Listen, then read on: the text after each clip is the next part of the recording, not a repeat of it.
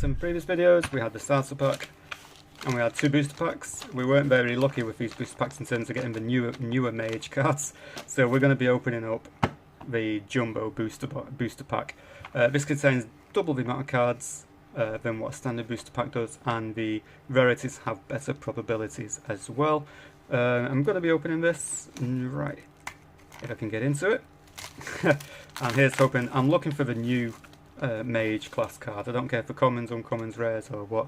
I just want to try and get some of the Mage class cards which are not in the starter pack. So without further ado, the game is now updated on the Game Crafter, which means you guys can buy the cards if you are interested in playing and or purchasing. That's pretty much the same because I've run out of space. Cards of King Rhaenys. Right, so Charging Samurai, Rock Burst. Yay! We've got a Mage class card, a common. Deal 5 damage to the enemy unit, which is either a building, garrison, location, or object class. So obviously, basically, any non-humane or living creature, it can deal a nice 5 damage for the cost of 3. That's a nice common card to have. Dedicated Spearman, Trainee Soldier. There's a nice new one. Window Side Candle.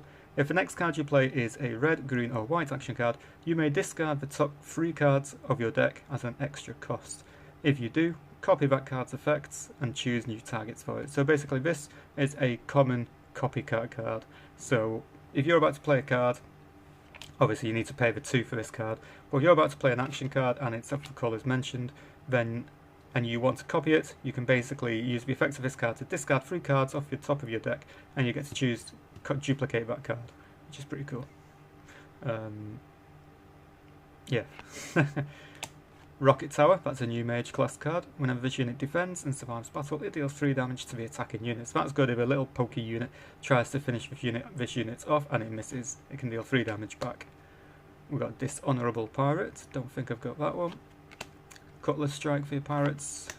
Victorious Moment, Traitor's Plank. Getting a lot of pirate cards in this one. Cargo Vessel. Whenever the reinforced assault unit attacks, increase the roll die by 1 for the battle. That's a very nice card to have. It's only 2 cost as well. Defending Kyoto. Just a 1 cost, 3 health. Another pirate. It's very heavy on the pirates, this Jumbo booster pack. This unit gains 2 health for as long as you have 2 other ship class units in play. So that makes it 6-7, which is quite a chunky unit. Flowering Demon. Dispel, here's one of the new cards. You may recognise this artwork from the original Wrath of Cores 1 as well. This was one of the first ever cards and artwork in my first ever game, and I finally eventually brought this card artwork into Wrath of Cores 2 because I've got a lot of original artworks which I enjoyed the look of, and I'm going to try and bring some more back into the game. It's got the same name, it's got the same card type, it's just been brought forward into Wrath of Cores 2. Basically, the enemy action battle response card has no effect. Dispel, it just stops an action card. Can be countered, but this is a counter, so the opponent would also need a counter card in their hand. Fort Caderon, which is a powerful card. Resupply Station.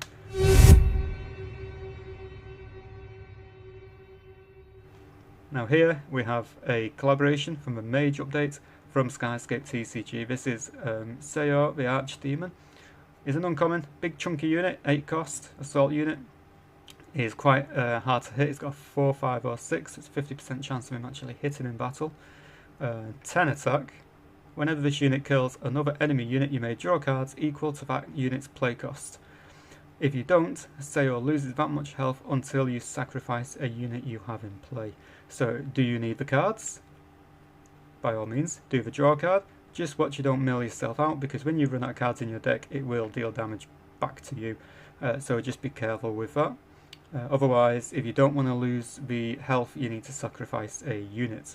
So swings and roundabouts, it's probably better at the beginning of the game rather than at the end of the game. But it can quite easily kill you off if you're not careful, so be careful there. Distant Lighthouse, Sinister Witch, Hunting Crylisian. Mage of Thunder, that is actually not from the Mage update, believe it or not. Whenever this unit rolls a 5 or 6, you may charge your core once. Not a bad little card for an uncommon. Hidden Treasure. This is, I don't think I've got this one. It's from a pirate set, however, for every other blue or white card you have played this turn, you get to draw a card. So obviously you play it towards the end of your main phase. If you draw into a rainbow coloured card, you may reveal it. If you do, your opponent reveals all the cards in their hand. Nice little buff, obviously needs to meet a few requirements for it to work, but hopefully you do. That will also trigger the royalty rare for the pirates as well, if you're lucky with that. Nighttime Shenanigans. Neom second in command. That's one of our royalty rare units. We do get a guaranteed royalty rare in the jumbo booster packs, but that's not to say the other 5 rare cards can also be royal. So we've got Neom, works very nice with Rhaenus. Serving Samurai. I think we're going to have another royalty rare in this pack, just because that was on top of the rares. The Great Flood. Livian Family. I don't actually think I've got that one.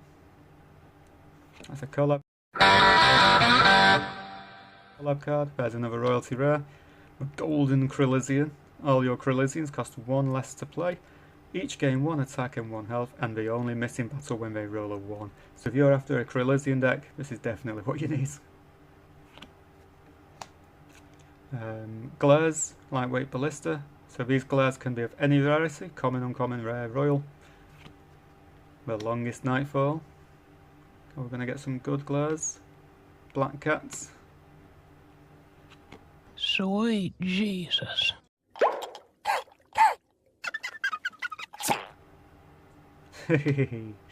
So we've got an X-Glare of the new core from the Mage set.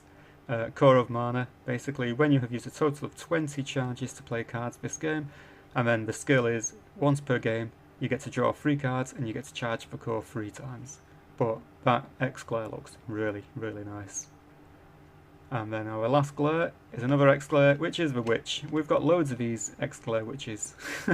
I don't know what the randomization is, but this particular and 1 or 2 other witches particular always come out in X-Glare, so I don't know what the crack is there. But we got some very nice cards. We've got 2 Royals, an X-Glare, and a handful of other rare cards. And obviously some we've got quite a lot of collab cards as well. That's nice to have. Obviously we've got that one, the copycat card. Yeah.